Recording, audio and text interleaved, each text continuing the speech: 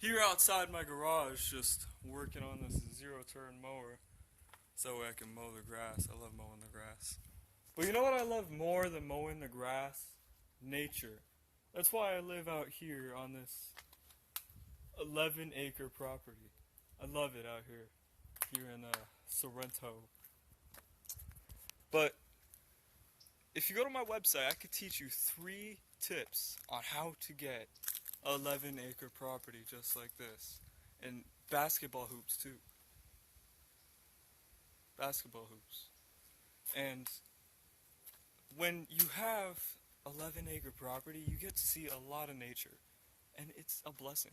It really is. You get to see everything and birds, all sorts of birds. You know what I'm saying? Just you get to really think about how life becomes life. And I got this one little spot here with no trees. I kind of did it myself. I sometimes sit right out here outside my garage and look at that paint bucket. I sit on that paint bucket a lot of times. And I just look up at the sky because it's just so nice out. And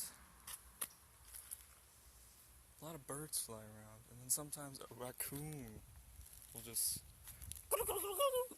just a raccoon.